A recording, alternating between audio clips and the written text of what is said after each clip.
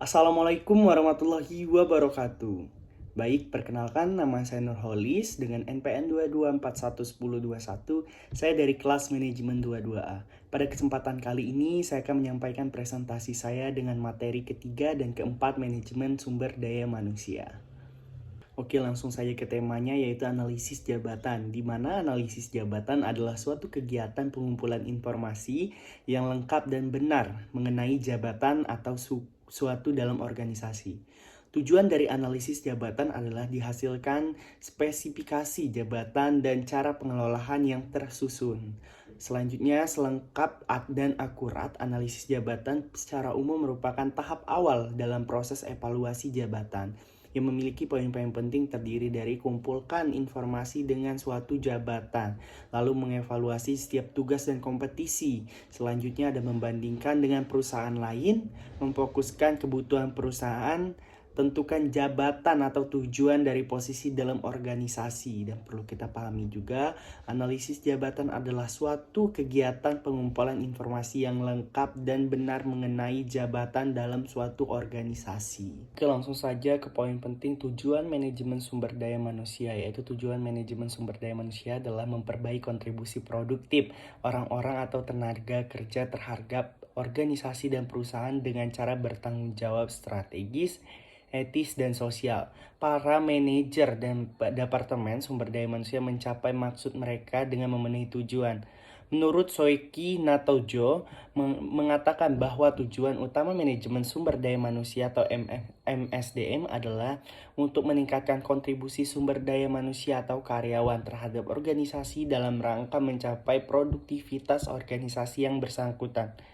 Hal ini dapat kita pahami bahwa semua kegiatan organisasi dalam mencapai misi dan tujuannya bertergantungan dengan tujuan manajemen sumber daya manusia yang tidak hanya mencerminkan kehendakan manajemen senior, tetapi juga menyeimbangkan tentang organisasi, fungsi sumber daya manusia dan orang-orang yang mempengaruhi kegagalannya, melakukan merusak kinerja atau produktivitas, laba bahkan kelangsungan hidup organisasi atau perusahaan.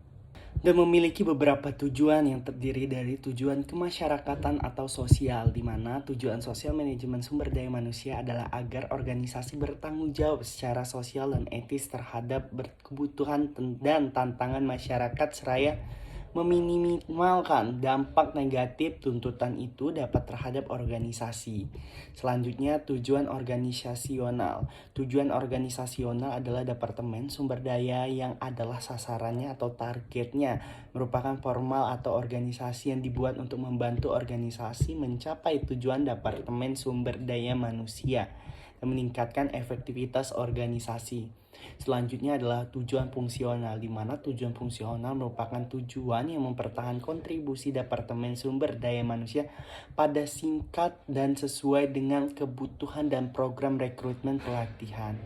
Pengembangan yang inovatif serta menemukan pendekatan manajemen yang akan menahan dan memotivasi orang-orang terdekatnya. Selanjutnya adalah tujuan pribadi. Perlu kita pahami juga, tujuan pribadi adalah tujuan dari setiap anggota organisasi yang hendak mencapai atau melalui aktivitasnya. Dan di dalam organisasi, jika tujuan pribadi adalah tujuan organisasi tidak cocok atau harmonis, karyawan barangkali memilih menarik dan dari perusahaan.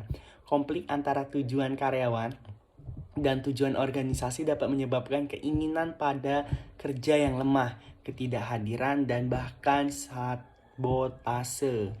Nah, kita juga bisa memahami bahwasannya beberapa tujuan ini mulai dari tujuan masyarakat atau sosial, tujuan organisasional, tujuan fungsional, tujuan pribadi, bahkan itu bisa berlaku juga di tujuan organisasi. Karena dari keadaan itu kita bisa memahami bahwasannya itu merupakan penyebab dari yang tidak kita inginkan yang terjadi juga. Yang memiliki rencana pekerjaan, pengertian perencana SDM. Menurut KBBI, definisi tentang perencanaan sumber daya manusia adalah sebuah potensi individu yang bisa dikembangkan dan dilatih untuk kepentingan proses produksi.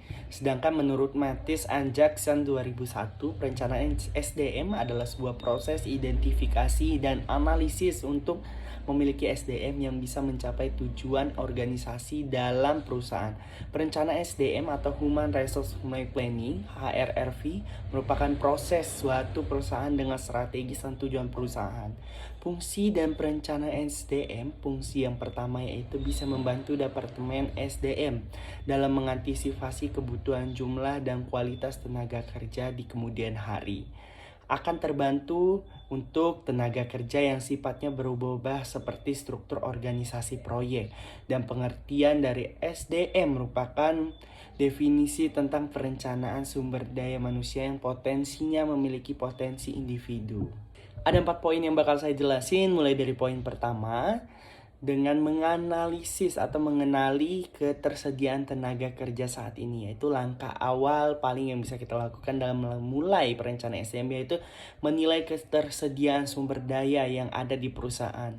Penilaian ini termasuk di studi komprehensif, yaitu dalam berbagai aspek SDM seperti jumlah skill, kompetisi, kualifikasi, pengalaman, usia, jabatan, serta kinerja. Lalu yang kedua ada menghitung kebutuhan SDM di masa mendatang. Selanjutnya perencanaan SDM yang itu menganalisis kebutuhan tenaga kerja yang dimana akan kita lihat di masa mendatang. Poin ketiga adalah menentukan pemikiran permintaan SDM, yaitu mencocokkan tenaga kerja yang ada saat ini, perkiraan kebutuhan tenaga kerja di kemudian hari, dan membuat demand forecast, perkiraan atau permintaan. Yang keempat itu ada merancang strategis dan implementasi perencanaan SDM. Setelah mengetahui kekurangan dan kebutuhan dari evaluasi, supply dan demand SDM, HR bisa mengembangkan strategi berdasarkan perkiraan permintaan SDM yang sudah dibuat. Faktor yang perlu dipertimbangkan dalam perencanaan SDM yaitu badan perusahaan juga beda tingkat dengan tumbuhannya dalam melakukan perencanaan SDM. Penting juga bagi HR untuk mempertimbangkan faktor pertumbuhan finansial dan kebutuhan perusahaan. Yang kedua ada perubahan change, yaitu perubahan di mana terjadi kapanpun ketika perusahaan sedang mengalami perubahan usaha, agar HR memiliki fleksibilitas agar tidak memenuhi kebutuhan perusahaan dengan lebih baik. Yang ketiga ada teknologi, yaitu di mana di era dominasi oleh teknologi, penting bagi HR untuk memahami pentingnya fungsi dan peran teknologi dalam operasional perusahaan. Jika perlunya, HR juga bisa merencanakan pelatihan untuk karyawan dan mempelajari fitur ataupun perangkat yang digunakan dalam perusahaan. Nah, tadi saya sudah jelaskan beberapa poin-poin pentingnya. Kali ini kita bakal masuk ke kesimpulan, di mana kesimpulan ini kita bisa pahami semua. Dan kurang lebihnya kesimpulannya begini ya. Kesimpulan dari dan sasaran, yaitu dalam konsep MSDM, yaitu manajemen sumber daya manusia atau modern sumber daya manusia manpower, dipandang sebagai salah satu aset perusahaan yang sangat penting dengan terminologi human capital. Manpower merupakan salah satu faktor yang menentukan keberhasilan dan kesuksesan suatu perusahaan. Oleh karena itu, kunci keberhasilan MSDM adalah bagaimana mengelola kita SDM dan manpower yang ada untuk dapat dibina dan dipelihara dan mengoptimalisasi secara efisien dan seefektif mungkin dengan pola pendekatan profesionalisme dalam bekerja. Jadi, kurang lebihnya kesimpulan dari manajemen sumber daya manusia merupakan dipandang dalam suatu aset perusahaan yang penting bagi terminologi human capital. Nah, itu saja materi yang bisa saya sampaikan. Mohon maaf jika ada kesalahan. Saya Nurholis pamit undur diri. Sampai bertemu di materi selanjutnya dan video selanjutnya. Jangan pernah bosan karena di video ini banyak banget manfaatnya buat kita semua. Bye-bye. See you.